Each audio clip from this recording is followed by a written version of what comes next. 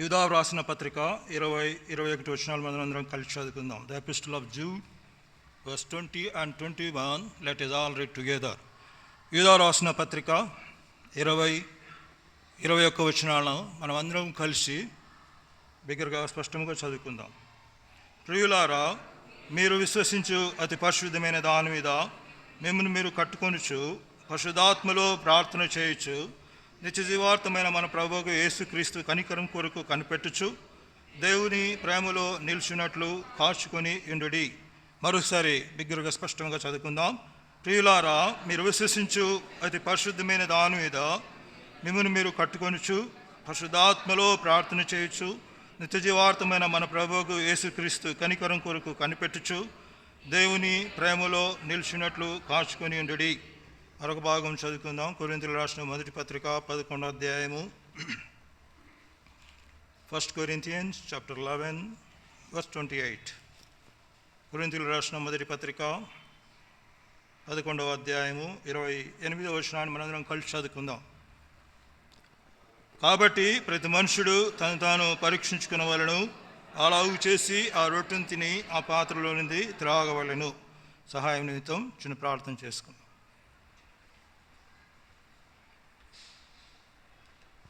ప్రేమల పరలోక మందిరమౌన తర్వాత పరిశుద్ధ దేవా, నడుచుకు సర్వకృపాని దేవా, అత్యంత కృప మహా గొప్ప దేవా, మీ ఘనమైన నామమున ప్రభువా పాసన్నిధికి వస్తూ ప్రార్థిస్తున్నాం. ప్రభువా, ఇదే కాల సమయంలో ప్రభువా ఎల్బెతేల్ సంఘంలో ప్రభువా నీ ప్రియులు చేసిన ఆరాధనలను బట్టి వందనాలు చెల్లిస్తున్నాం. ఇశ్రాయేలు చేయు స్తోత్రం మీద ఆసీనుడు ఒక దేవుడు. ఈ ఉదయకాల సమయంలో ప్రభా నీ జనులు చేసిన ఆరాధన మీద కూడా ఆసీనుడివై ప్రభా మీరు ఆలకించినారని అంగీకరించినారని వందనాలు చెల్లిస్తున్నాం. ప్రభా తిమోతి రాసిన మొదటి పత్రిక 2వ అధ్యాయం 5వ వచనంలో రాయబడిన రీతిగా దేవుడు ఎక్కడే, దేవునికి నరునికి మధ్యవర్తి ఒక్కడే, ఆయనే క్రీస్తు నరుడు అని రాయబడిన రీతిగా ప్రభా దేవునికి కుమారుడై ఉండి నరు రూపం దాల్చి ఈ లోకానికి వచ్చి కలవరిశిలలో మీరు చేసిన ఆ గొప్ప బలియాగాన్ని బట్టి వందనాలు చెల్లిస్తున్నాం. రాను మీద వ్రేలాడిన ప్రతి వాడిని శాపగ్రస్తులను రాయబడిన రీతిగా మా నిమిత్తమై అమ్రాను మీద వ్రేలాడి ధర్మశాస్త్రం యొక్క శాపం నుండి మమ్మల్ని విమోచించిన మా ప్రియ రక్షకుడు అని వందనాలు చెల్లిస్తూ ఆరాధిస్తూ కనపరుస్తున్నాం. ప్రభా అంతేకాదు ప్రభా అరణ్యంలో మోసే సర్పమును ఎలాగెత్తునో విశ్వసించే ప్రతి వాడును నిత్య జీవం పొందినట్లు మనుషు కుమారుడు ఎత్తబడవలని రాయబడిన మాటను బట్టి కూడా వందనాలు చెల్లిస్తున్నాం.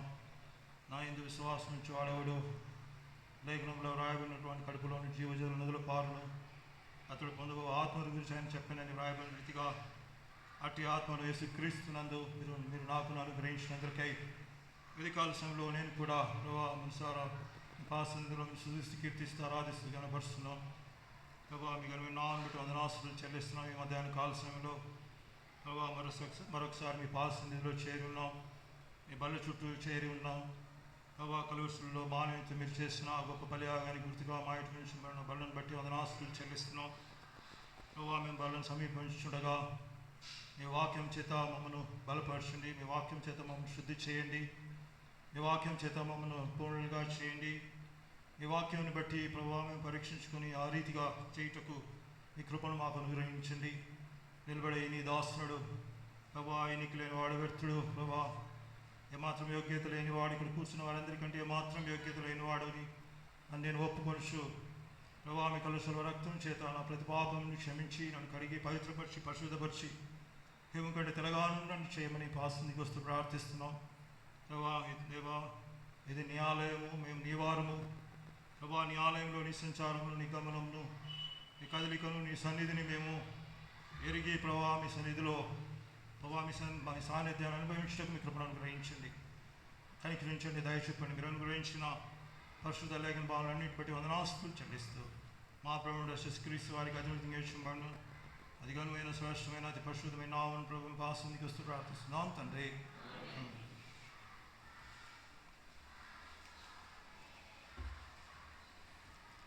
కొరింథీయులకు రాసిన మొదటి పత్రిక 11వ అధ్యాయం 28వ వచనంలో ఒక మాటను చదువుకున్నాం. కాబట్టి ప్రతి మనుషుడు తను తాను పరీక్షించుకునవలెను, అలాగు చేసి ఆ రొట్టెను తిని ఆ పాత్రలోని త్రాగవలెను. కాబట్టి మనము బల్లను సమీపించుచున్నాము. బల్లను సమీపించక మునుపు దేవుడిచ్చిన ఆజ్ఞ, మనం పరీక్షించుకోవాలి. వాక్య వెలుగులో పరీక్షించుకొని ఆ రీతిగా బల్లో పాలు పొందినట్లు పరిశుద్ధాత్మ దేవుడు మనకు సహాయం చేయను కాక. రండి మన లేఖన భావం చదువుకుందాం. ఇదో రాసిన పత్రిక 20:21 వచనాలు నేను చదువుతున్నాను, చూడండి. ప్రియులారా, మీరు విశ్వసించు అతి పరిశుద్ధమైన దాని మీద మిమ్మల్ని మీరు కట్టుకొనుచు పరిశుద్ధాత్మలో ప్రార్థన చేయొచ్చు, నిత్య జీవార్థమైన మన ప్రభువుకు యేసుక్రీస్తు కనికరం కొరకు కనిపెట్టుచు దేవుని ప్రేమలో నిల్చున్నట్లు కాచుకొని ఉండుడి. కాబట్టి 3 ప్రాముఖ్యమైన సంగతులు ఇక్కడ మనము ధ్యానిస్తున్నాం. మొట్టమొదటిది ఏంటంటే కట్టుకొనుట, రెండవది కనిపెట్టుట, మూడవది కాచుకొని ఉండుట.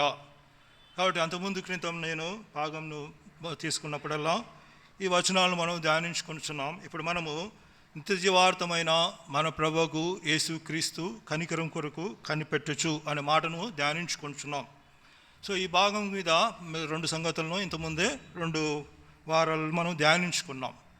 కనికరము అనేది దేవుని యొక్క first and foremost characteristics of God. చూడండి, నిర్గమకాండం 34వ అధ్యాయం 6వ వచనం చదవండి ఎవరైనా.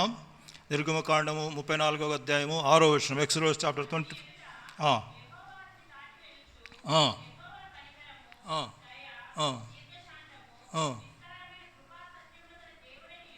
చాలు. యెహోవా ఎటువంటి దేవుడు అంట? కనికరము గల దేవుడు. మొట్టమొదటి characteristic of God is a merciful God. కాబట్టి ఆయన కనికరం గల దేవుడు. సో ఆయన స్వభావంలో కనికరం గలవాడు. అయితే కనికరం గల దేవుడు అయితే ధర్మశాస్త్ర గ్రంథంలో వారికి అనుగ్రహించినప్పుడు ధర్మశాస్త్ర గ్రంథంలో 3 ప్రాముఖ్యమైన సంగతులు ఉన్నాయి. ధర్మశాస్త్రం అంతటి మీద ధర్మశాస్త్ర గ్రంథంలో 3 ప్రాముఖ్యమైన సంగతులు ఉన్నాయి. ఏంటి, ఎవరైనా చెప్పగలరా? ధర్మశాస్త్రం అంతా 3 విషయముల మీద ఉందని దేవుడు చెప్పాడు, యేసుక్రీస్తు ప్రభువారు చెప్పాడు. చూడండి, మత్తయి సువార్త 23వ అధ్యాయము 23వ వచనం. మత్తయి సువార్త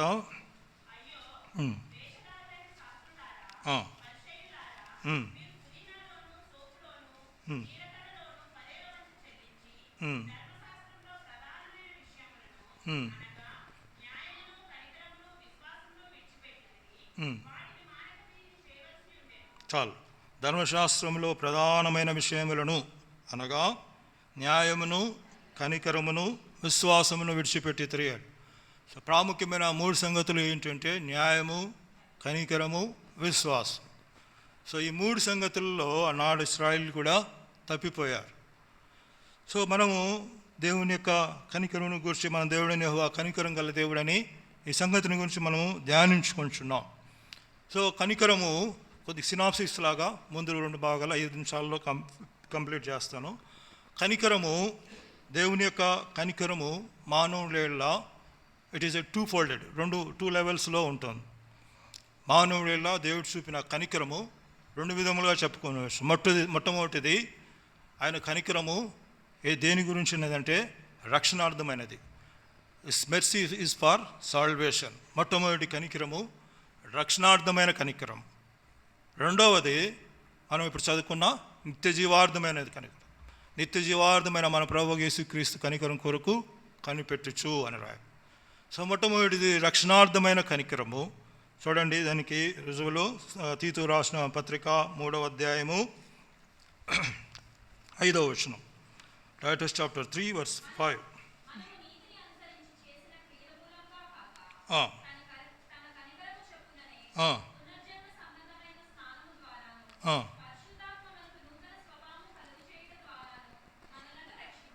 మనలను రక్షించును. దేని బట్టి? తన కనికరము చొప్పుననే. ఆ కనికరము ఏం చేస్తుందంటే మనకు నూతన స్వభావం అనుగ్రహిస్తుంది. పునర్జన్మ సంబంధమైన స్నానం ద్వారాను పరిశుద్ధాత్మ మనకు నూతన స్వభావము కలగజేయట ద్వారా మనలను రక్షించును. దేని బట్టి? ఆయన కనికరమును బట్టి. యోహాను సువార్త 3వ అధ్యాయం 3వ వచనంలో రాయబడింది. చదవండి ఎవరైనా. యోహాను సువార్త 3వ అధ్యాయం 3వ వచనం. ఒకడు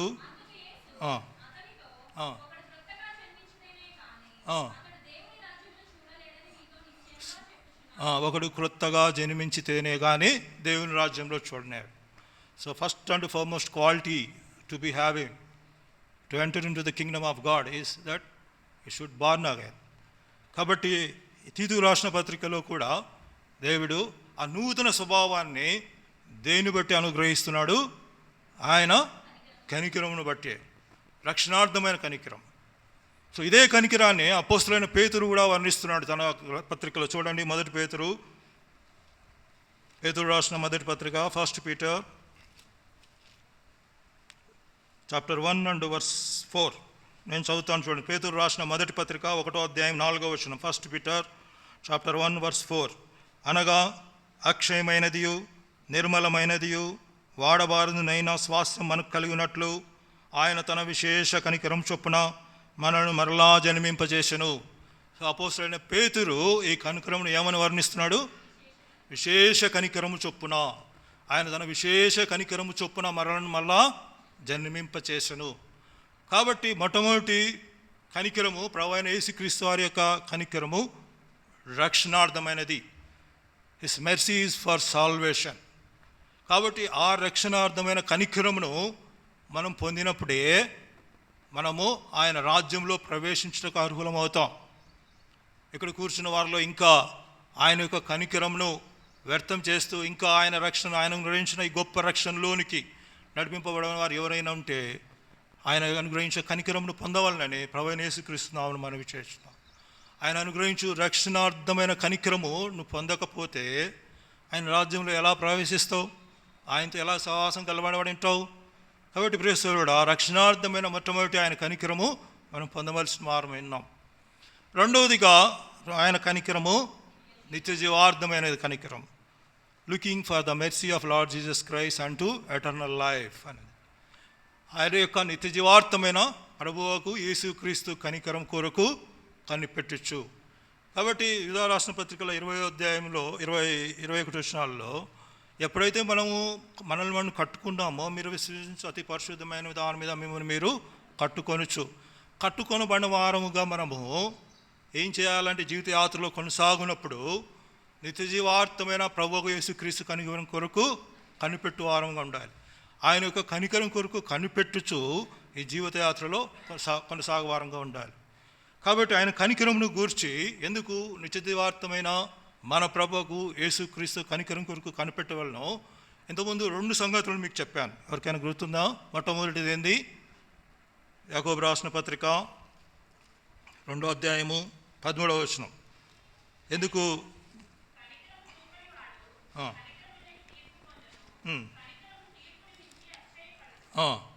కనికరము చూపని వాడు కనికరము లేని తీర్పును పొందును. James chapter 2 verse 13. కనికరము చూపని వాడు కనికరము లేని తీర్పును పొందును, కనికరము తీర్పును మించి అతిశయపడును. కనికరము తీర్పును మించి అతిశయపడును అనగా మనము ఇంతకుముందు కూడా మీకు జ్ఞాపకం చేశాం. ఇండియన్ కాన్స్టిట్యూషన్లో article 72, Indian constitution article 72 is based on this verse only. 72వ అధికరణ ఈ మాటను అనుసరించి వ్రాయబడింది. కనికరము తీర్పును మించి అతిశయించును అని. అనగా ఒక వ్యక్తి సుప్రీంకోర్టు మరణశిక్ష విధించినా కానీ రాష్ట్రపతి దగ్గర ఒక మెర్సీ పిటిషన్ ఉంటుంది. సో ఆ మెర్సీ పిటిషన్ అనుసరించి అతని శిక్ష అంతా కొట్టివేయబడవచ్చు, అతడు విడుదల కావచ్చు. కాబట్టి యేసుక్రీస్తు ప్రభువారు కూడా మనము కనికరము లేని వారమైతే కనికరం లేని తీర్పు పొందుతాము, కనికరము తీర్పును మించి అతిశయించును అంటారు.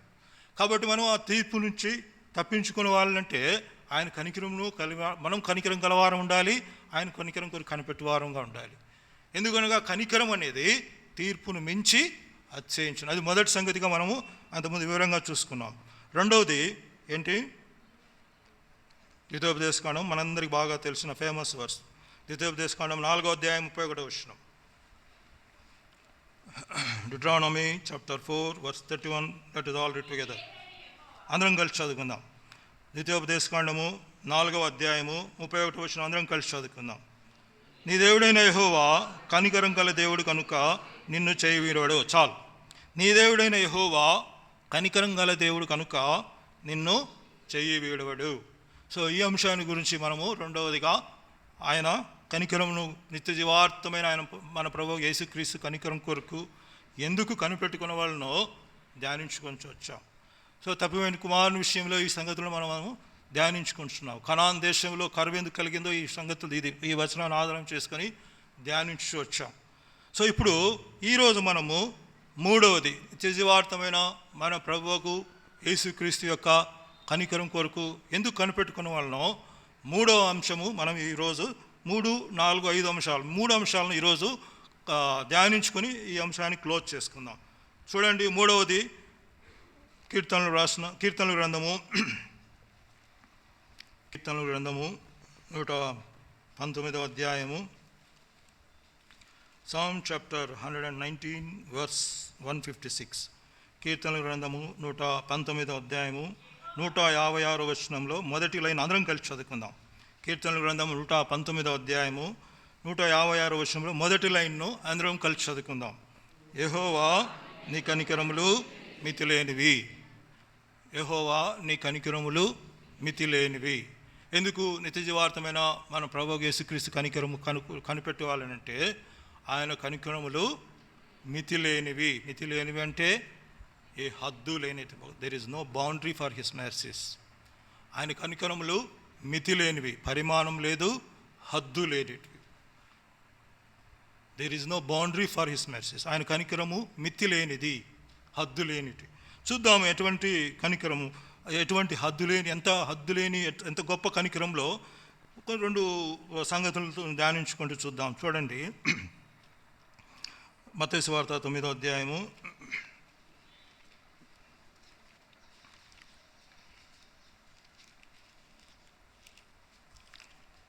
యెహోవా నీ కనికరములు మితి లేనివి అనే మాటను గురించి మనము ధ్యానించుకుంటున్నాం. మత్తయి సువార్త 9వ అధ్యాయము 27 నుంచి 29 వరకు అందరం కలిసి చదువుకుందాం. Matthew's gospel chapter 9 verse 27 to 29. Let us all read together. మత్తయి సువార్త 9వ అధ్యాయము 27 నుంచి 29 వరకు అందరం కలిసి చదువుకుందాం. యేసు అక్కడి నుండి వెళ్చుండగా 2 గుడ్డివారు ఆయన వెంట వచ్చి, దావీదు కుమారుడా మమ్మను కనికరించమని కేకలు వేసిరి. ఆయన ఇంట ప్రవేశించిన తరువాత ఆ గుడ్డివారు ఆయన ఎద్దుకు వచ్చిరి. యేసు నేను ఇది చేయగలనని మీరు నమ్ముచున్నారా అని వారితో అనగా, వారు నమ్ముచున్నాం ప్రభువా అని ఆయనతో చెప్పిరి. అప్పుడు ఆయన వారి కన్నులు ముట్టి, మీ నమ్మిక చొప్పున మీకు కలుగును గాక అని చెప్పినంతలో వారి కన్నులు తెరవబడెను.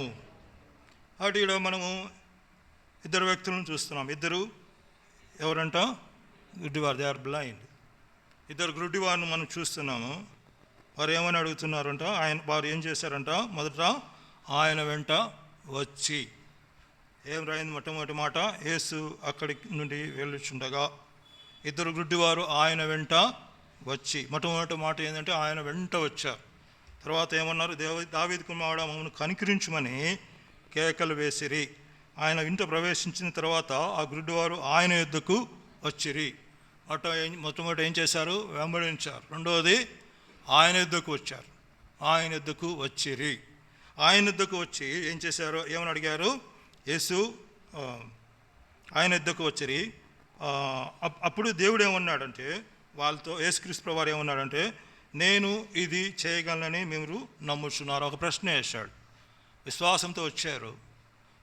ఆయన ఆయన ఎక్కడికి వెళ్తే అక్కడ ఆయనను వెంబడించారు. రెండవది ఆయనను సమీపించారు, ఆయన ఎద్దకు వచ్చారు, ఆయన ఎదుటికి వచ్చేసారు. సో ఆయన వాళ్ళు మొరపెట్టడానికి ఇంతకుముందు చూసి విన్నాడు.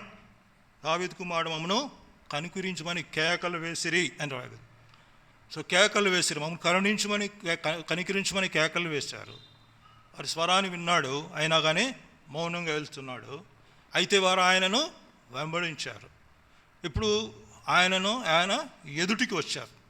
ఆయన ఎదుటికి వచ్చినప్పుడు దేవుడు యేసుక్రీస్తు ప్రభువు ఒక ప్రశ్న వేస్తున్నాడు. ఏంటి? నేను ఇది చేయగలనని మీరు నమ్ముచున్నారా అంటే వారు ఏమని చెప్పారు? సమాధానము 29 వచనం, నమ్ముచున్నాము ప్రభువా అని ఆయనతో చెప్పిరి.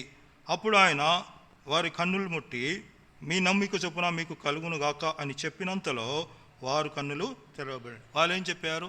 నమ్ముచున్నాము అన్నారు. నమ్ముచున్నాము ప్రభువా అన్నారు. అంటే ఆయన ప్రభు అయిన యేసుక్రీస్తు వారు ఏం చెప్పారు? ఆయన మీ నమ్మిక చొప్పున మీకు కలుగును కాక. అంటే ఆయన కన్నులు ముట్టి సమీపించినారు కాబట్టి దగ్గరికి వచ్చారు. ఆయన వారి కన్నులు ముట్టి ఏమన్నాడు? మీ నమ్మిక చొప్పున మీకు కలుగును గాక అన్నాడు. అంటే ఆయన చెప్పిన అంతలో, ఆయన రాయబడిన మాట చూడండి, మీ నమ్మిక చొప్పున మీకు కలుగును గాక అని చెప్పినంతలో అని రాయబడి, చెప్పినంతలో వారి కన్నులు యాజ్ ఫాస్ట్ యాజ్ ఈ సైడ్, ఎంత త్వరగా ఆయన చెప్పాడో అంత ఫాస్ట్గా వాళ్ళు దృష్టిని పొందారు. అంటే వారి విశ్వాసం యొక్క పరిమాణం చూడండి ఎంత గొప్పది. ఈనాడు మన జీవితాల్లో కూడా అనేకసార్లు దేవుడు అద్భుతములు చేయకపోవడానికి కారణం ఏంటంటే, ఇది చేయగలనని మీరు నమ్ముచున్నారా? కారణం ఏంటంటే అనేకసార్లు నమ్మినట్టుగా ఉంటాం, నమ్మినట్టు ఉంటాం, మళ్ళా అపనమ్మకాన్ని కనపరుస్తూ వస్తాం. బల్లను సమీపించే ముందు దేవుడు నీకు ప్రశ్నిస్తున్నాడు, ఇది చేయగలనని మీరు నమ్ముచున్నారా? చక్కగా చెప్పారు ఇద్దరు గుడ్డివారు. అవును ప్రభా, విశ్వాసంతో చెప్పారు. అవును ప్రభా, నమ్ముచున్నావు. ఎప్పుడైతే నువ్వు నమ్ముతావో అప్పుడే దేవుని యొక్క అద్భుత క్రియలు నీ జీవితంలో చూడగలవు. నమ్మినట్టుగా ఉంటే చూడలేవు. మీ కన్నులు కలుగును కాక అని చెప్పలేదు ఆయన. ముట్టాడు, మీ కన్నులు కలుగు కాక, మీ దృష్టి కలుగును కాక అని అట్లా ఏం చెప్పలేదు. మీ నమ్మిక చొప్పున మీకు కలుగును కాక అన్నాడు. వారి నమ్మిక చొప్పున వారి సర్వరోగాలు పోయేటట్టు చేశాడు, వారి పాపరోగం కూడా పోయేటట్టు చేశాడు. కాబట్టి దేవుడు నువ్వు నమ్ముచున్నావా అని మనల్ని ప్రశ్నిస్తున్నాడు మధ్యాహ్నం కాలుస్తూ. మనం నమ్మినప్పుడే ఆయన అద్భుత కార్యములు చూడగలం. కాబట్టి దేవుడు ఆయన చెప్పినంతలో వారి కన్నులు తెరవబడెను అని రాయబడేది.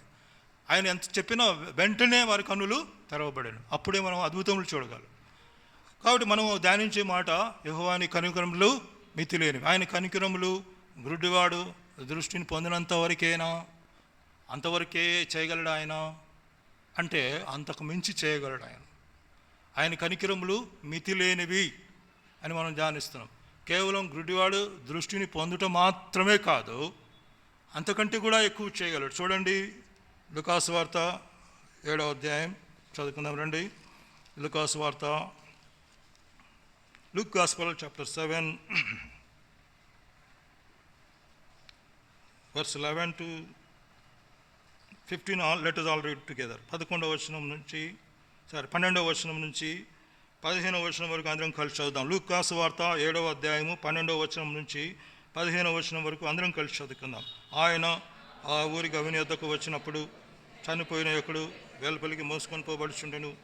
అతని తల్లికి అతడు అక్కడే కుమారుడు, ఆమె విధవరాలు, జనులు అనేకులు ఆమెతో కూడా ఉండిరి.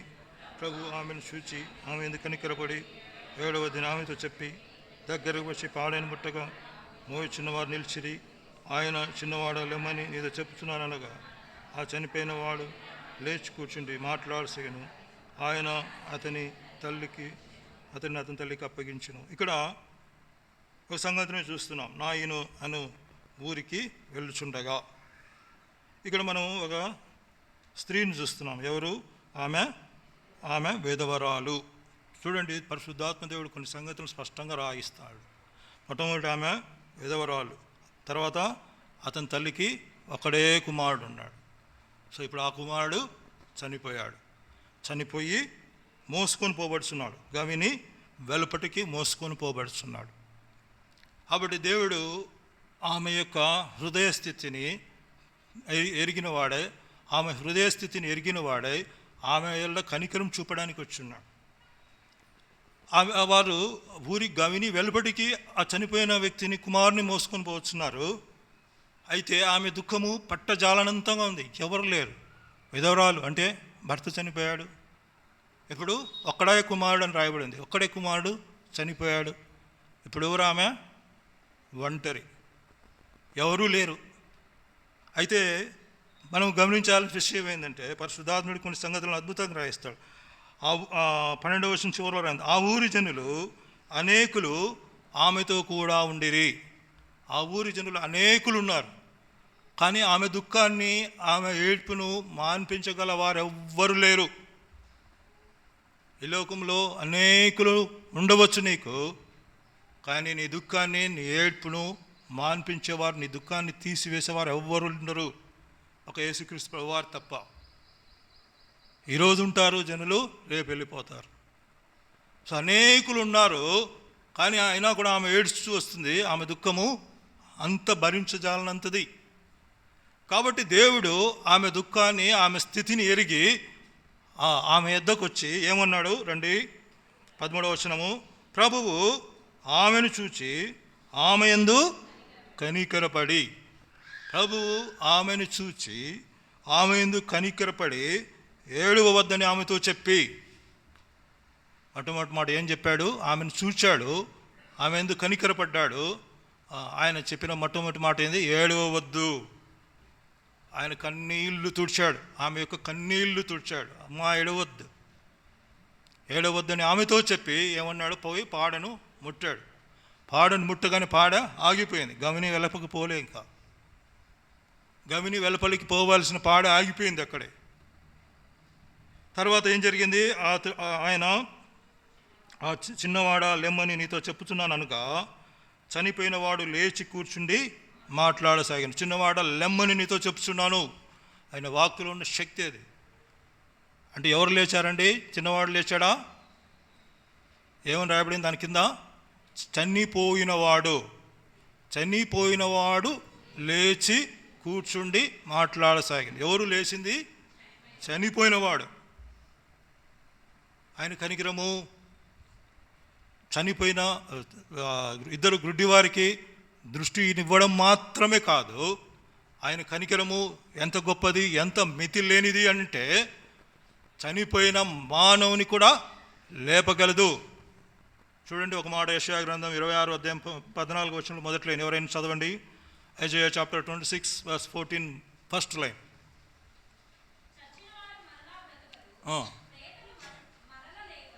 చచ్చినవారు మరలా బ్రతుకరు, చచ్చినవారు మరలా బ్రతుకరు, ప్రేతలు మరలా లేవరు. This is the sentence, universal sentence.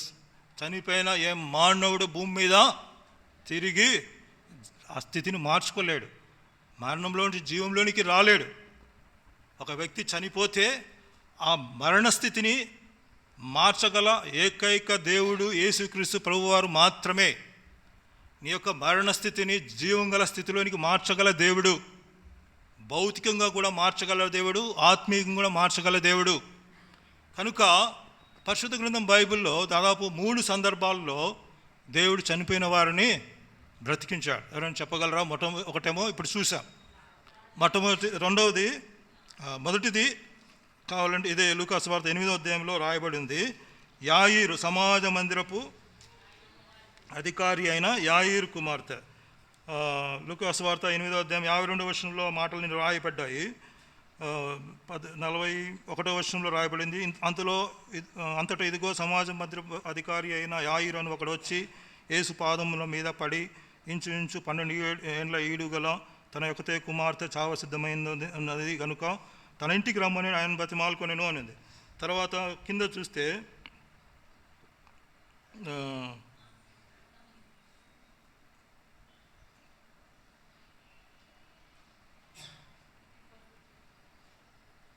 చనిపోయినది 49వ వచనంలో, నీ కుమార్తె చనిపోయినది, బోధకుని శ్రమ పెట్టవద్దని అతనితో చెప్పాను. సో సమాజ మందిరపు అధికారి ఆయన ఎద్దకు వచ్చినప్పుడు బతికే ఉన్నది. తర్వాత మెసేజ్ వచ్చింది, ఏంది? చనిపోయింది నీ కుమార్తె, చనిపోయిందని వార్త వచ్చింది. అయితే దేవుడు ఏం చెప్పాడు? ఏడవద్దు, భయపడవద్దు, నమ్మిక మాత్రం ఉంచుము అంటున్నాడు. ఇక్కడ నమ్మిక మాత్రం ఉంచుము. కాబట్టి 3 సందర్భాల్లో దేవుడు చనిపోయిన వారిని లేపాడు. ఒకటి యాయీరు కుమార్తె, రెండోది విధవరాలి కుమారుడు, మూడోది చనిపోయి పాతిపెట్టబడిన లాజరు. సో ఈ 3 సందర్భాల్లో 3 రకాలైన డిఫరెంట్ సిచ్యువేషన్. యాయీరు కుమార్తె ఎక్కడుంది? చనిపోయి ఆ గదిలో మంచం మీదనే ఉంది. చనిపోయి గదిలో ఉన్న మంచం మీద ఉన్న ఆమెను దేవుడు జీవంలోనికి రప్పించాడు, బ్రతికించాడు కదా, అంతే రాయబడింది కదా 54వ వచనంలో. అయితే ఆయన ఆమె చేయి పట్టుకొని చిన్నదాన లెమ్మని చెప్పగా ఆమె ప్రాణము తిరిగి వచ్చిన కనుక వెంటనే ఆమె లేచెను. సో చనిపోయి పడకలో ఉన్న స్త్రీ, ఆ చిన్న అమ్మాయిని ఆయన కుమార్తెను బ్రతికించేశాడు. రెండవది ఇప్పుడు మనం చదువుకున్న భాగం, చనిపోయాడు, పాడ కూడా కట్టబడింది, పాడ మోసుకొని పోబడుతుంది. So this is the second scenario. మొట్టమొదటి దాంట్లో పడక మీద ఉన్నప్పుడు ఆయన జీవింపజేశాడు. రెండోది మోసుకొని పోబడుతున్నాడు, సమాధి చేయబడ్డానికి మోసుకొని పోబడుతున్నాడు. మోసుకొని పోబడుచున్న సందర్భంలో ఆయన బ్రతికించాడు. మూడోది యోహాను సువార్త 11వ అధ్యాయంలో లాజరు చనిపోయి పాతిపెట్టబడ్డాడు. పాతిపెట్టబడి 4 దినములైంది, నేటికి 4 దినములైంది అని అంటారు. సో చనిపోయి పాతిపెట్టబడిన లాజరు బయటికి రమ్మనగానే అతడు చనిపోయిన వ్యక్తి, పాతిపెట్టబడిన వ్యక్తి కూడా బయటకు వచ్చాడు. సార్ 3 సినారియోలు చూసారా? 3 సినారియోస్. మొదటి సినారియోలో ఆమె పక్కలో ఉన్నది, బ్రతికించబడింది. రెండవ సందర్భంలో మోసుకొని పోబడుతున్నాడు, బ్రతికింపబడ్డాడు. మూడో సందర్భంలో చనిపోయి పాతిపెట్టబడి 3 దినాలు, 4వ దినంలో ఆయన లేపాడు. అంటే ఆయన సర్వాధికారి అని తెలియజేస్తున్నాడు. నువ్వు చనిపోయి ఏ స్థితిలో ఉన్నా కూడా నిన్ను బ్రతికింప సమర్థుడు అని ఆయన మనకు బయలుపరుస్తున్నాడు. కాబట్టి మనం యెషయా గ్రంథంలో చదివాం, చనిపోయిన వారు ఎవరు బ్రతకరు. ఈ భూమి మీద చనిపోయిన మానవుని భౌతికంగా బ్రతికించగల శక్తి కానీ, జ్ఞానం కానీ, యుక్తి కానీ లేదు. కేవలం యేసుక్రీస్తు ప్రభువారు మాత్రమే ఆ స్థితిని మార్చగల సమర్థుడు. యేసుక్రీస్తు ప్రభువారు మాత్రమే మరణాన్ని జీవంలోనికి మార్చగలవాడు. అందుకని ఏమని రాయబడి మనం చదువుకున్న భాగంలో ఆయన కనికరించి ఏమన్నాడు? ఏడవవద్దు అన్నాడు. ఏడవద్దు అని చెప్పి లెమ్మని చెప్పగానే ఆ చిన్నవానితో చనిపోయిన వాడు లేచి కూర్చుండి మాట్లాడసాగాను. ఇప్పుడు బ్రతికిన కుమారుణ్ణి ఆయన ఆ విధవరాలికి అప్పగించాడు. ఎలా ఉంటుంది ఆమె పరిస్థితి? ఇప్పుడు ఏడుస్తూ ఉంటుంది, ఇంకా దుఃఖం ఎగిరిపోయింది ఆమె ఏడుపు. అందుకనే దేవుడు ఏడవద్దు అన్నాడు. కారణం ఏంటి? ఆయన యొక్క కనికరము. కాబట్టి యెహోవా నీ కనికరములు మితిలేనివి, హద్దు లేనివి. ఎంతైనా కనికరం చూపగల దేవుడు. ఎంత కనికరం గలవాడంటే నీ స్థితిని అంతటినీ మార్చివేయగల దేవుడు. కేవలం గుడ్డివారు దృష్టి పొందుట మాత్రమే కాదు, ఆ చనిపోయిన విధవరాలి యొక్క కుమారుని కూడా బ్రతికించాడు. అందువలన ఆయన కనికరములు మితిలేనివి. ఎందుకు? మనము నిత్య జీవార్థమైన మన ప్రభువు యేసుక్రీస్తు కనికరం కొరకు కనిపెట్టవాలనంటే మూడవ సంగతి ఏంటి? ఆయన కనికరములు మితిలేనివి. Great are thy tender mercies O Lord. Great are thy tender mercies O Lord. ఆయన కనికరములు మితిలేని కనికరములు. కాబట్టి ఆ మితిలేని కనికరములను పొందడానికి మనము ఆయన ఏం చేయాలి? నమ్మిక ఉంచాలి. నమ్మిక ఉంచినప్పుడే మనము ఆయన కనికరములు పొందగలము, ఆ ఆశ్చర్యకారములు చూడగలము. నమ్మిక మాత్రం ఉంచమని అంటాడు. కాబట్టి అది మూడవ సంగతి, ఆయన కనికరములలోని మూడవ సంగతి. నాలుగవది చూడండి, కీర్తనల గ్రంథము 145వ అధ్యాయం, psalms gospel chapter 145 verse 9. let us all read together. కీర్తనలు 145వ అధ్యాయం 9వ వచనం అందరం కలిసి చదువుకుందాం. కీర్తనల గ్రంథము 145వ అధ్యాయము 9వ వచనాన్ని అందరం కలిసి చదువుకుందాం. Psalms chapter 145 verse 9. let us all read together. యెహోవా అందరికీ ఉపకారి, ఆయన కనికరములు ఆయన సమస్త కార్యముల మీద ఉన్నవి. నాలుగవ అంశం ఏంటి? ఆయన కనికరములు ఆయన సమస్త కార్యముల మీద ఉన్నవి. ఆయన ప్రతి కార్యములో ఆయన తన కనికరం చూపుకుంటూ వచ్చాడు. ఆది నుండి చూస్తే ప్రతి విషయంలో ఆయన కనికరం గలవాడున్నాడు. ఉదయకాలశంలో అంకులు చెప్పినట్టు ఏదైనా తోటలోంచి పంపివిచ్చి వేసినప్పుడు కూడా ఆయన కనికరాన్ని బట్టి కృపను చూపుతూ వచ్చాడు. కాబట్టి ఆయన కనికరము ఆయన సమస్త కార్యంలో ఉంది. ఆయన ఆపాడు అంటే కారణం ఏంటంటే ఆయన యొక్క దయా కనికరము. కాబట్టి ఆయన కనికరం ఆయన సమస్త కార్యములలో ఆయన కనికరం చూపుతూ వచ్చాడు. సమస్త కార్యములు అంటే ఆయన కోపపడినప్పుడు, రౌద్రుడైనప్పుడు కనికరం చూపాడు. అంతేకాదు నీ యొక్క భౌతిక స్థితిని, భౌతిక అక్కర్ని ఎరిగినప్పుడు కనికరపడి నీ అక్కర్ని తీరుస్తూ వచ్చాడు. ఆ సందర్భాలు కొన్ని చూద్దాం. మొట్టమొదటిగా ఆయన తన కోపగించినప్పుడు, కోపంలో ఉన్నప్పుడు, రౌద్రంను కుమ్మరించినప్పుడు కూడా ఆయన తన కార్యములలో తన కనికరంను చూపుతూ వచ్చాడు. చూద్దాం చూడండి. ఎహెజ్కేలు గ్రంథం 20వ అధ్యాయము. ఆయన కనికరములు ఆయన సమస్త కార్యముల మీద నున్నవి. ఎహెజ్కేలు గ్రంథం 20వ అధ్యాయము 13వ వచనం అందరం కలిసి చదువుకుందాం. ఫస్ట్ 13వ వచనం చదువుకుందాము. ఆ తర్వాత 15, 16, 17 వచనాలు అందరం కలిసి చదువుకుందాం. Ezekiel chapter 20 verse 13 and 15, 16 and 17. Let us all read together. Ezekiel గ్రంథము 20వ అధ్యాయము 13వ వచనము, తర్వాత 15, 16, 17 వచనాలు అందరం కలిసి చదువుకుందాం. అయితే అరణ్యమందు ఇశ్రాయేలీయులు నా మీద తిరుగుబాటు చేసి నా కట్టడలను అనుసరింపగా, అనుసరించి బ్రతకవాలి నేను ఇచ్చిన విధులను తృణీకరించి నేను నియమించిన విశ్రాంతి దినములను అపవిత్రపరచుగా, అన్నమందు నా రౌద్రాగ్ని వారి మీద కుమ్మరించి వారిని నిర్మూలన చేయదని అనుకుంటుని. 15 వారు మరియు తమకు ఇష్టమైన విగ్రహములను అనుసరించాలని కోరి వారు నా విధులను తృణీకరించి నా కట్టడలను అనుసరింపగా, నేను నియమించిన విశ్రాంతి దినములను అపవిత్రపరచుగా, ఇచ్చేదినని నేను సెలవిచ్చినట్టు పాలు తేనెలు ప్రవహించినట్టునైనా సకల దేశంలోకి ఆభరణం ఒక దేశంలోనికి వారిని రప్పింపనని వారు అరణ్యంలో ఉండగానే నేను ప్రమాణం చేసి తిని, అయినను వారు నశించిపోకుండానట్లు వారి యందు కనికరించి అరణ్యంలో నేను వారిని నిర్మూలం చేయకపోతేని. ప్రాముఖ్యమైన 17వ వచనం రాయాలి. ఆయన వారు నశించిపోకున్నట్లు వారి యందు కనికరించి అరణ్యంలో నేను వారిని నిర్మూలం చేయకపోతేని. కాబట్టి ఈ లేఖన భాగాలు మనకు బాగా తెలుసు. దేవుడు అద్భుతమైన రీతిగా ఐగుప్తు దేశంలో నుండి తాను వారికి ప్రమాణం చేసిన దేశంలోనికి వారిని ప్రవేశపెట్టుటకు అద్భుతమైన రీతిగా ఎర్ర సముద్రంను దాటి అరణ్యంలోనికి రప్పించాడు. అరణ్యంలో ఉన్నారు. అరణ్యంలో వారు ఆయన ఉన్నప్పుడు మోషే ద్వారా వారికి కొన్ని కట్టడలను, విధులను నేర్పుతూ వచ్చాడు. మోషే ద్వారా వచ్చి కూర్చోండి. ఎవరు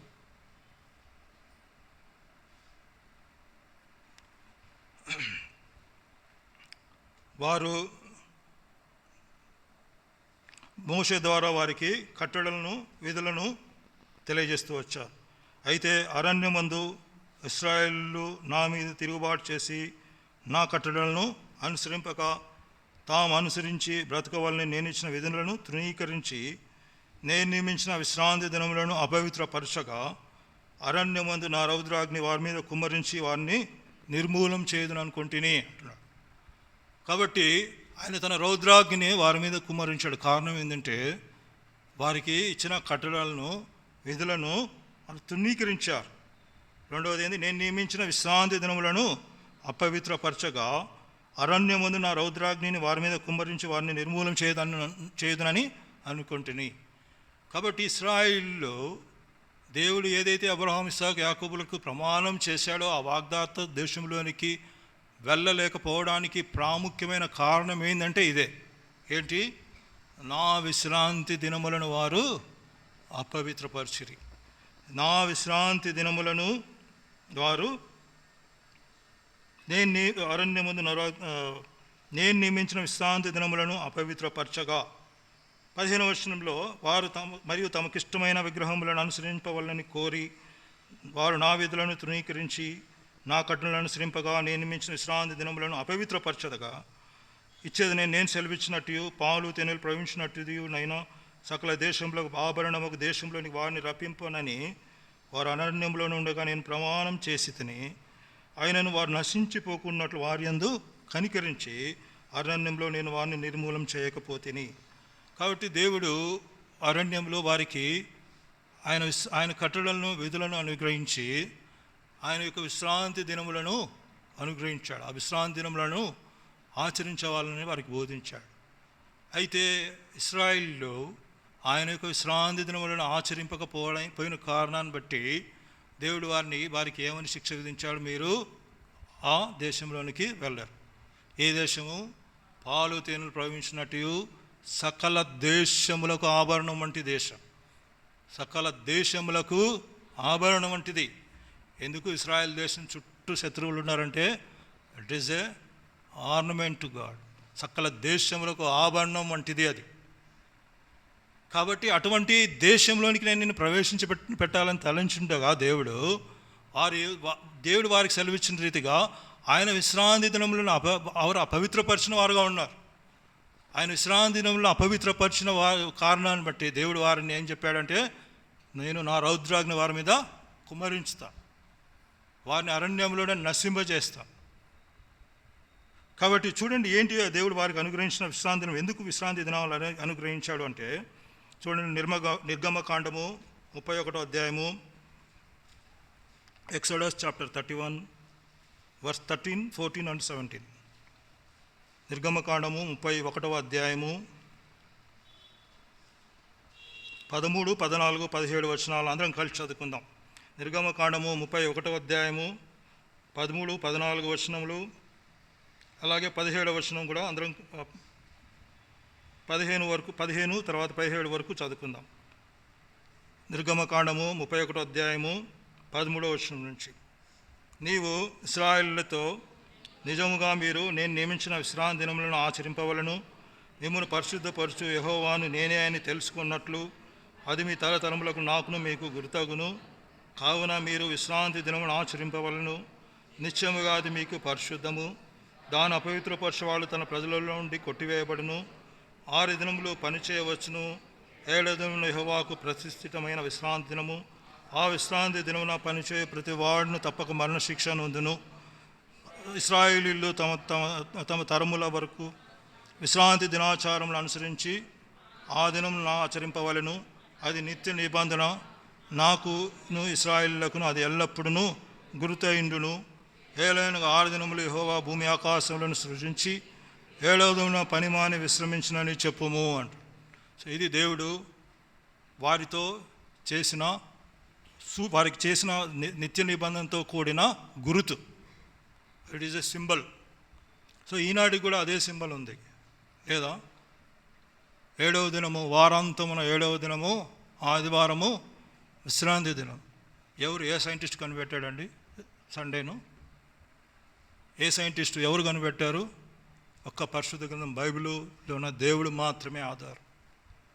ప్రపంచవ్యాప్తంగా 7వ దినాన్ని విశ్రాంతి దినముగా, ఆదివారంగా, సెలవు దినంగా ఎందుకు జరుపుకుంటున్నారంటే కారణం ఏంటంటే బైబిల్లో రాయబడిన ఈ మాటనే. ఇది చాలదా సమస్త లోకానికి నిజమైన దేవుడు అని? ఎందుకు దేవుడు మాత్రమే నిర్ణయించాడు అంటే దేవుని మొక్క స్వాధీనంలో మాత్రమే దేవుడు ఆ కాలంలో పెట్టుకున్నాడు.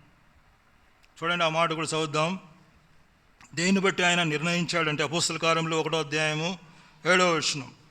అపోస్తల కార్యములు 1వ అధ్యాయము 7వ వచనము మొదటి లైన్ చదువుకుందాం. Acts of apostle chapter 1 verse 7. కాలములను సమయములను తండ్రి తన స్వాధీనం మంచుకొని ఉన్నాడు. చాలు. కాలములను సమయములను తండ్రి తన స్వాధీనం అందించుకొని ఉన్నాడు. 7 దినాలు కష్టపడాలి, 6 దినాలు కష్టపడాలి. వారాంతంలో 7వ దినము విశ్రాంతి దినము. ఈ విశ్రాంతి దినమున వారిని పవిత్రపరచువాడుగా ఉన్నాడు. అందుకని ఇది ఏంది గుర్తు అంటే వాళ్ళకు ఆయనకి మధ్యలో ఆ విశ్రాంతి దినాన్ని ఎప్పుడైతే వారు ఆచరించి ఆయన సన్నిధిలోకి వస్తారో అప్పుడు ఆయన వారిని పవిత్రపరచువాడుగా ఉంటాడు. 7వ దినం విశ్రాంతి దినం ఎందుకు నియమించాడంటే ఆయన తన ప్రజలతో సహవాసం కావాలని కోరుకుంటున్నాడు. ఆదికాండంలో కూడా సహవాసం కావాలని కోరుకున్నప్పుడు వారు పాపం చేసి అవిధేయతను చూపించి వెళ్ళగొట్టబడ్డాడు. అయితే తిరిగి తన ప్రజలను తనతో చేర్చుకున్న వాళ్ళని వారికి ఒక సూచనను, నిబంధనను ఇచ్చాడు. 7వ దినము విశ్రాంతి దినము కనుక ఈ విశ్రాంతి దినమును మీరు పవిత్రంగా ఆచరించాలి. ఈ విశ్రాంతి దినమున మీరు నా సన్నిధికి వచ్చినప్పుడు నేను మిమ్మల్ని పవిత్రపరచువాడను. మనం విశ్రాంతి దినంలో ఆయన సన్నిధికి రాకపోతే ఎలా పవిత్రపరచబడతాం? విశ్రాంతి దినంలో ఆయన సన్నిధిలో కనపడకపోతే ఆయన శరీరానికి, రక్తానికి గుర్తుగా ఉన్న సూచనలైన వాటిలో పాల్గొనకుండా ఏ రీతిగా పవిత్రపరచబడతాం? ఆయన సన్నిధిలో కనబడకుండా ఏ రీతిగా పరిశుద్ధపరచబడతాం? ఇది ఆనాడు ఇశ్రాయేలులకు సూచననిగా నియమించాడు.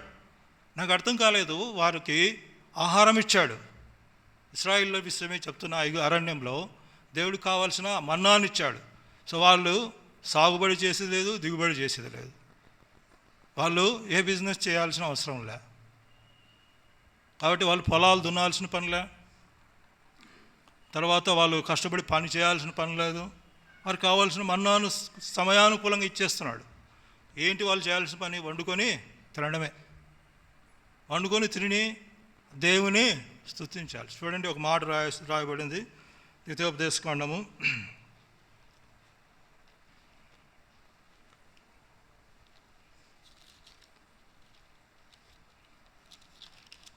4వ అధ్యాయము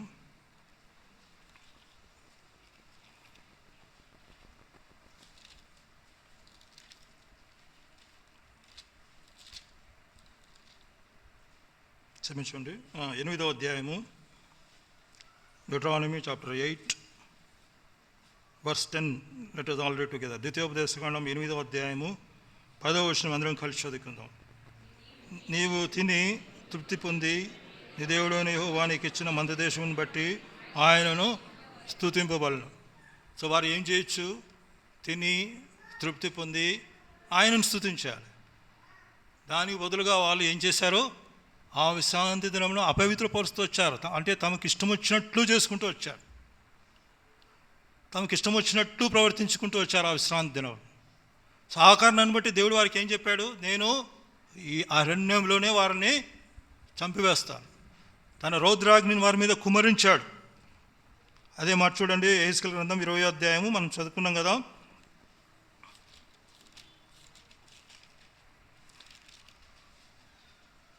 20వ అధ్యాయము 13వ వచనంలో, నేను నియమించిన విశ్రాంతి దినములను అపవిత్రపరచగా అరణ్యమందు నా రౌద్రాగ్ని వారి మీద కుమ్మరించి వారిని నిర్మూలం చేయదును అనుకుంటుని.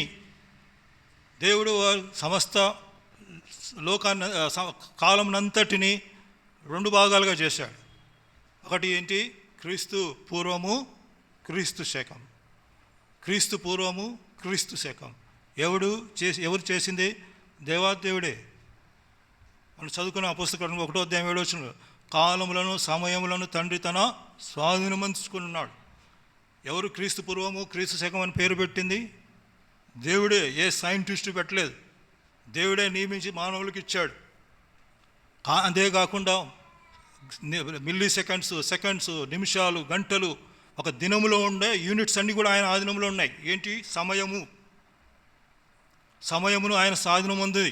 అంతేకాదు కాలములు అనగా రోజులు, వారములు, మాసములు, సంవత్సరములు, యుగాలు ఆయన స్వాధీనమంచుకున్నాడు.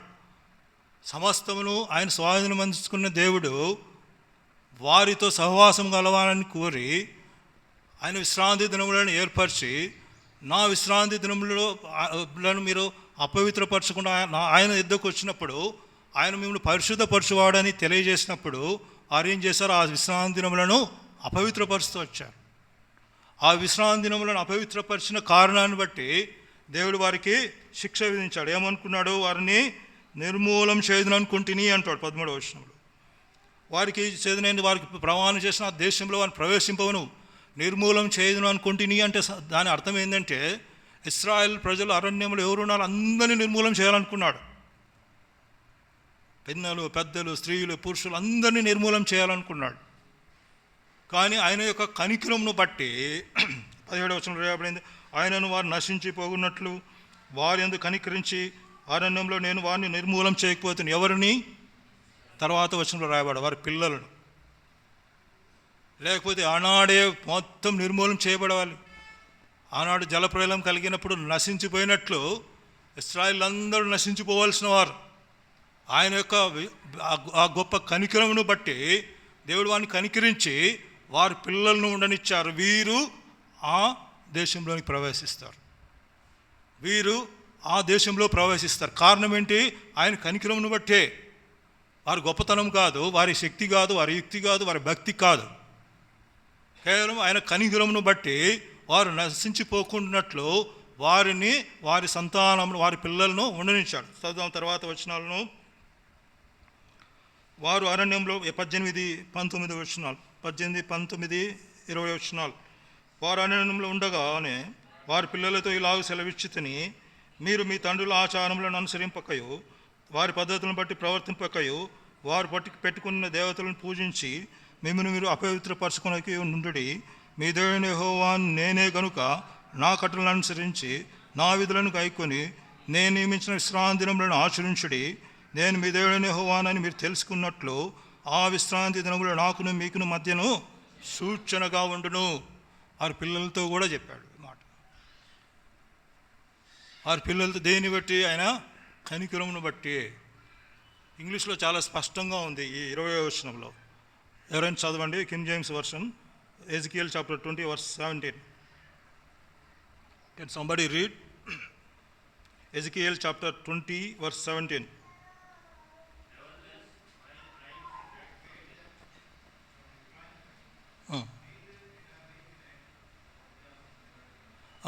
Neither I make an end అంటున్నాడు ఆయన. he wanted to end the people. ఇంగ్లీష్లో స్పష్టంగా ఉంది, he wanted to end the people. వారిని సమూలంగా నిర్మూలన చేయాలనుకున్నారు. అయితే ఆయన కనికరమును బట్టి ఏం చేశాడు? నిర్మూలన చేయక వారి పిల్లలను శాశ్వతంగా నిలిపాడు. ఆ పిల్లలే తర్వాత ఆ వాగ్దత్త దేశంలోనికి ప్రవేశించారు. కాబట్టి ఆయన కనికరము ఆయన సమస్త కార్యముల మీద ఉన్నది అనే మాటను ధ్యానించుకుంటున్నాం. సో ఆయన రౌద్రం చూపినప్పుడు కూడా ఒక శేషాన్ని నిలవాలని ఆయన యొక్క అనంతమైన ప్రణాళికను బట్టి ఆయన కనికరం చూపుతూ వచ్చాడు. వాస్తవానికి వారు కనికరమునకు పాత్రులు కాదు. చూడండి 21వ వచనం అందరం కలిసి చదువుకుందాం. ఇదే ఎజికియల్ చాప్టర్ 20 verse 21. ఎజికియల్ గ్రంథం 20వ అధ్యాయం 21వ వచనం. ఆయనను ఆ జనులు సహా నా మీద తిరుగుబడి తాము అనుసరించి బ్రతకవలని నేను ఇచ్చిన నా కట్టడలను అనుసరింపకయు నా విధులను గైకొనికయు నేను నియమించిన విశ్రాంతి దినములను అపవిత్రపరిచిరి గనుక వారు అనన్యంలో ఉండగానే నేను నా రాజుని వారి మీద కుమ్మరించి నా కోపం వారి మీద తీర్చుకుందని అనుకుంటుని. కాబట్టి ఏమంటున్నాడు? ఆ జనులు సహా. ఎవరు? వారి పిల్లలు కూడా. ఆ జనులు సహా. కాబట్టి పెద్దలు వినలేదు, పిల్లలు కూడా వినలేదు. ఆ జనులు సహా. అది మొదట్లోనే ఎరిగినప్పటికీ దేవుడు తన కనికరమును బట్టి ఆ సంతతిని కాపాడుచు వచ్చాడు. తన కనికరమును బట్టి ఆ సంతతిని ఆ వాగ్దత్త దేశంలోనికి నడిపించాడు. కాబట్టి గ్రహించావా ఆయన కనికరం ఎంత గొప్పదో? ఆయన రౌద్రము చూపుతున్నప్పుడు కూడా ఆయన కనికరించి వారిని నిర్మూలన చేయలేదు. కాబట్టి ఆయన తన రౌద్రంలో కూడా కనికరం చూపగల దేవుడు అని మనం ఇప్పుడు గ్రహిస్తున్నాం.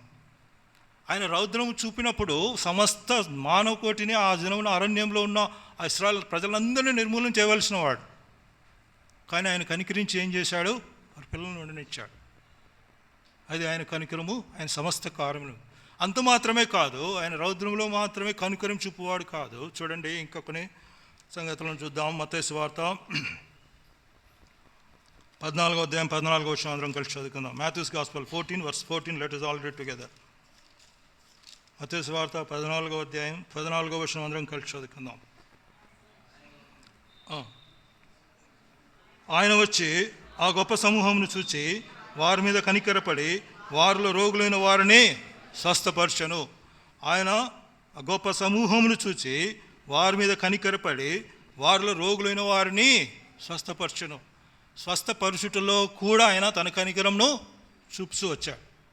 ముందర ఏం చూసాము? ఆయన తన రౌద్రాగ్నిలో కనికరం చూపుతూ వచ్చాడు. ఆయన కోపం చూపినప్పుడు కూడా ఆయన కనికరంను చూపుతూ వచ్చాడు. ఇక్కడ ఆయన వారిని చూచి, ఆ జన సమూహంను చూచి, వారిని చూసి కనికరించి వారిలో రోగులైన వారిని స్వస్థపరచు వచ్చాడు. ఇంకో చాట అయితే చాలా భయంకరంగా చూడండి. ఇదే మత్తయి సువార్త 15వ అధ్యాయంలో 30-31 వచనాలు చదువుదాం అందరము. Matthew's gospel 15 verse 30 and 31. బహుజన సమూహములు ఆయన యొద్దకు కుంటివారు, గుడ్డివారు, మూగవారు, అంగహీనులు మొదలైన అనేకులను తీసుకొని వచ్చి ఆయన పాదముల యొద్ద పడవేసిరి. ఆయన వారిని స్వస్థపరచెను. మూగవారు మాట్లాడుటయు, అంగహీనులు బాగుపడటయు, కుంటివారు నడుచుటయు, గుడ్డివారు చూచుటయు జన సమూహములు చూచి ఆశ్చర్యపడి ఇశ్రాయేలు దేవుని మహిమపరిచిరి. 30 వచనంలో చివరిలో రాయబడింది. ఆయన పాదముల యొద్ద పడవేసిరి. ఎక్కడ ఉన్నారో ఆయన వెతుక్కుంటూ మోసుకుంటూ, అప్పటిలాగా క్యాబులు లేవు, ఆటోలు లేవు కదా, వాళ్ళు మోసుకుంటూ ఆ కుంటి వారిని, అంగహీనులను మోసుకుంటూ తెచ్చి ఆయన పాదముల వద్ద పడవేసినప్పుడు నా కాడ ఎందుకు వేస్తున్నారని చెప్పలే. ఆయన ఏమన్నాడు, ఆ జనసమూహం చూసి కనికెరపడి రోగులందరినీ స్వస్థపరిచి వచ్చాడు. కాబట్టి ఆయన స్వస్థపరిచినప్పుడు కూడా తన మహాకనికరమును చూపుతూ వచ్చాడు. స్వస్థపరచుటలో ఆయన కనికరపడి వారిలో రోగులైన వారిని స్వస్థపరిచాడు. కేవలం స్వస్థపరచుటలోనే ఆయన కనికరమా? చూడండి ఇంకో మాట, మార్క్స్ వార్త 6వ అధ్యాయం 34వ వచనం. Mark gospel chapter 6 verse 34. Mark's వార్త 6వ అధ్యాయము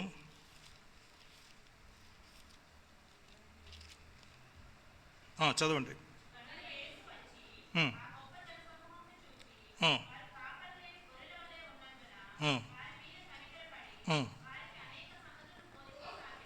చాలు. వారు కాపరి లేని గొర్రెల వలె ఉన్నందున వారి మీద కనికరపడి వారికి అనేక సంగతులను బోధింపసాగెను. కాపరి లేని గొర్రెల వలె వాళ్ళు ఉన్నందున వారిని చూచి వారి యందు కనికరపడి అనేక సంగతులు బోధించాడు. అనగా వారి యొక్క ఆత్మీయ అక్కర్ను తీర్చుటలో కూడా ఆయన కనికరం గలవాడై ఉన్నాడు. అనేక సంగతులను బోధించెను అంటే ఏం తెలియజేస్తుంది అంటే ఆయన యొక్క మానవుని యొక్క ఆత్మీయ అక్కరను ఎరిగి వారికి బోధించాడు.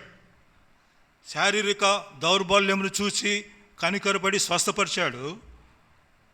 మూడవదిగా ఆయన వారి యొక్క కాపరి లేని గొర్రెల వలె ఉన్న వారి స్థితిని గమనించి అనేక సంగతులను బోధించాడు.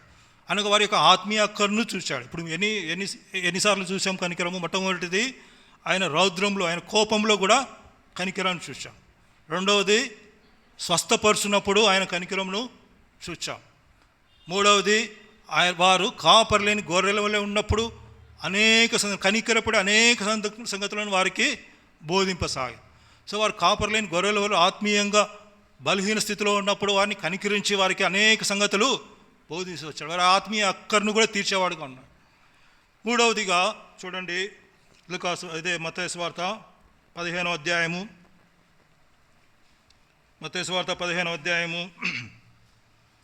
త్వరగా ముగిస్తాను. 15వ అధ్యాయం 32వ వచనం అందరం కలిసి చదువుకుందాం. Matthew's gospel chapter 15 verse 32.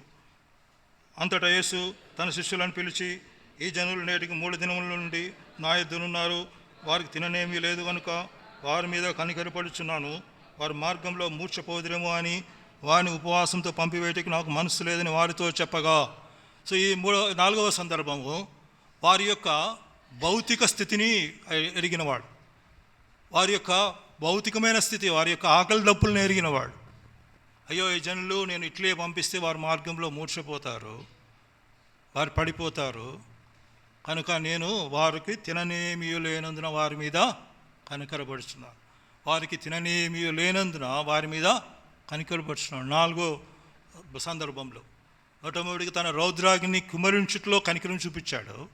రెండవదిగా రోగులైన వారిని స్వస్థపరచుట్లో కనికరించి స్వస్థపరిచాడు. కనికబడి ఆయన అనేక సంగతులను వారికి బోధించి ఆత్మీయ అక్కరను తీర్చాడు.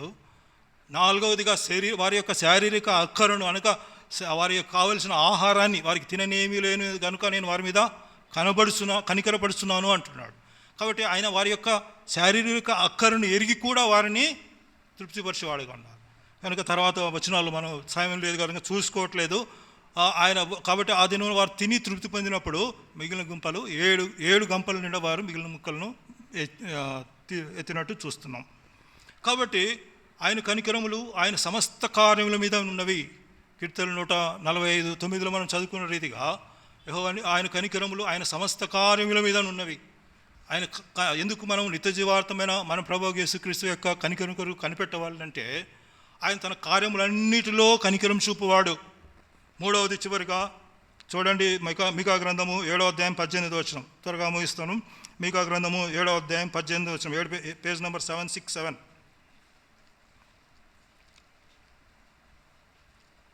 మీకా గ్రంథం 7వ అధ్యాయం 18వ వచనం నేను చదువుతాను చూడండి.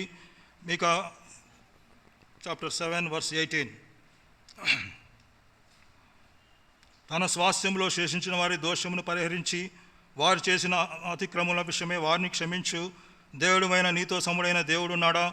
ఆయన కనికరం చూపుటైంది సంతోషించేవాడు కనుక నిరంతరము కోపముంచడు. సో 5వ సంగతి, కనికరంలో ఉన్న 5వ మెట్టును మనం ధ్యానించుకుంటున్నాం. మూడింటిలో ఈరోజు ధ్యానించుకున్న మూడింటిలో మొట్టమొదటిది ఏంటి? ఆయన కనికరము మితి లేనిది. 4వది, ఆయన కనికరం ఆయన సమస్త కార్యముల మీద ఉన్నది. 5వది, ఆయన కనికరం చూపుటయందు సంతోషించు దేవుడు. ఆయన తన కనికరమును చూపుటయందు సంతోషించు దేవుడు కనుక ఏం చేస్తాడు? ఆయన కోపం ఉంచడు. ఇశ్రాయేలు లెక్కలేని సార్లు ఆయన మీద తిరుగుబాటు చేస్తూ వచ్చారు. చూడండి, ఒక మాట హోషేయ గ్రంథం 5వ అధ్యాయంలో రాయబడింది. హోషేయ గ్రంథము 5వ అధ్యాయం 2వ వచనం చదవండి ఎవరైనా.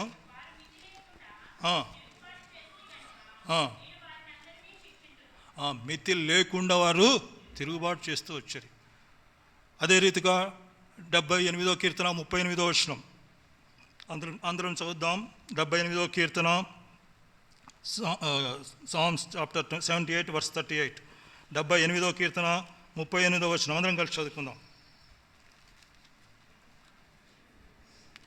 కీర్తనలో 78వ అధ్యాయం 38వ వచనం. అయితే ఆయన వాత్సల్య సంపూర్ణుడై వారిని నశింపచేయక వారి దోషం పరిహరించువాడు, తన ఉగ్రతను ఏమాత్రం రేపుకొనక పలుమారు కోపంను అంచుకొనివాడు.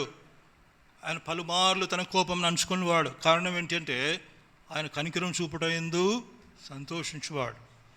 ఆయన కనికరం చూపుటయందు సంతోషించేవాడు కనుకనే పలుమార్లు తన కోపమును అంచుకుంటూ వచ్చాడు. 19 ఒక సాదృశ్యం చూద్దాము. చూడండి, మార్క్స్ వార్త 1వ అధ్యాయం 41వ వచనం అందరం కలిసి చదువుకుందాం. మార్క్స్ వార్త 1వ అధ్యాయము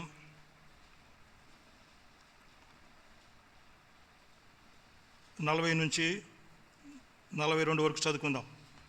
mark gospel chapter 1 verse 42 verses. Let us all read together. ఒక కుష్ఠరోగి ఆయన యొద్దకు వచ్చి ఆయన ఎదుట మోకాలుని, నీకు ఇష్టమైతే నన్ను శుద్ధినిగా చేయగలను ఆయనతో చెప్పి ఆయనను వేడుకొనగా ఆయన కనికెరపడి చేయి చాపి వాడిని బట్టి, నాకు ఇష్టమే, నువ్వు శుద్ధుడు కమ్మని వానితో చెప్పాను. వెంటనే కుష్ఠరోగం వాడిని విడిచిన కనుక వాడు శుద్ధుడాయను. ఇక్కడ కుష్ఠరోగిని చూస్తున్నాం. ఈ కుష్ఠరోగి ఆయనకు ఎదుటికొచ్చి మోకాళ్ళు ఉన్నాడు. అసలు వాస్తవంగా కుష్ఠరోగులు పాలెంలోనికి రాకూడదు. అయితే అతడు ఆయన ఎదుటికి వచ్చి మోకాళ్ళుని, నీకు ఇష్టమైతే నన్ను శుద్ధునిగా చేయగలవు అన్నాడు.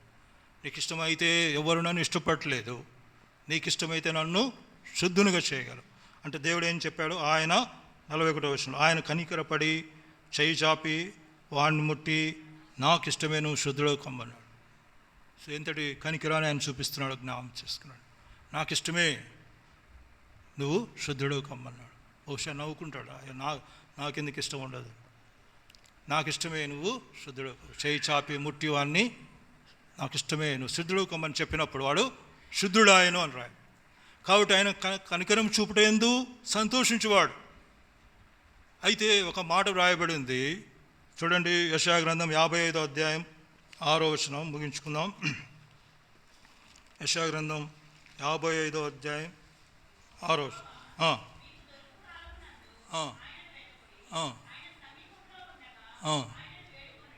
యెహోవా మీకు దొరుకాలమందు ఆయనను వెదుకుడి, ఆయన సమీపంలో ఉండగానే ఆయనను వేడుకునడి.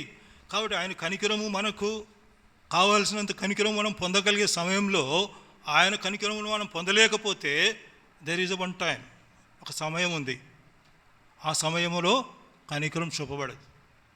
చూడండి, యెహెజ్కేలు గ్రంథము 7వ అధ్యాయం, యెహెజ్కేలు గ్రంథము 7వ అధ్యాయము 4వ వచనం చదవండి.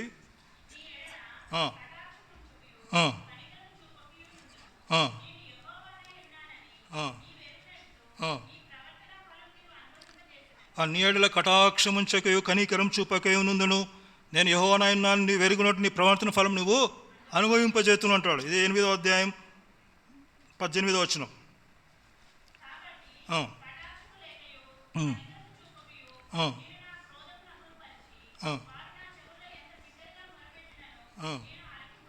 తొమ్మిది 10, 9వ అధ్యాయం 10వ వచనం.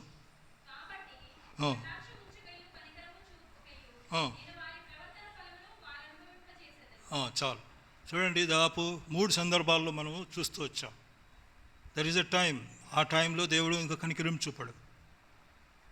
కటాక్షం చేయకయు కనికరం చూపకయు వారి ప్రవర్తన ఫలను వారు అనుభవింపచేతును.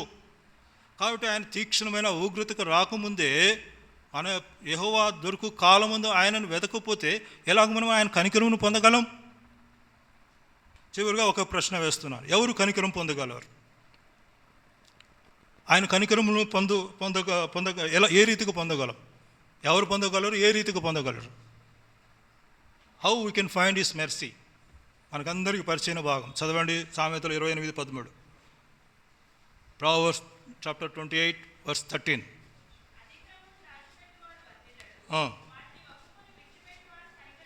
చాలు. అతిక్రమంలో దాచిపెట్టువాడు వర్ధిల్లడు, వాటిని ఒప్పుకొని విడిచిపెట్టువాడు కనికరం పొందను. ఏం చేయాలా? దాచిపెట్టకుండా ఒప్పుకొని విడిచిపెట్టాలి. There are 2 aspects.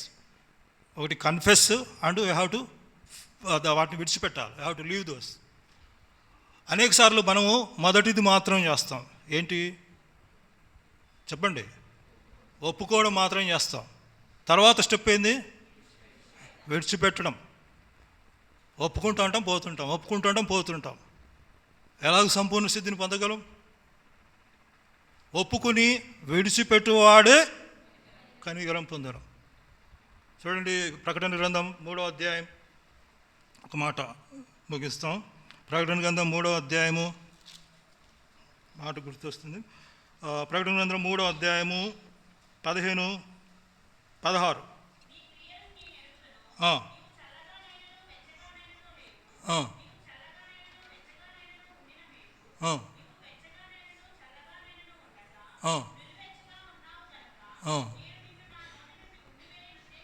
నువ్వు నులివెచ్చగా ఉన్నావు కనుక నా నోటి నుండి నిన్ను ఉమ్మివేస్తున్నాను.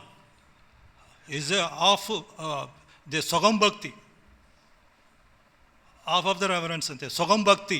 ఒప్పుకోవడం మాత్రమే చూపిస్తున్నాము, విడిచిపెట్టని స్థితి అయితే ఆయన కనికరమును పొందలేం. ఎవరు కనికరమును పొందుతారంటే ఒప్పుకుని విడిచిపెట్టువాడు. ఒప్పుకున్నంత వరకే భక్తిని చూపిస్తే అది ఏ స్థితి అంటే నులివెచ్చని స్థితి.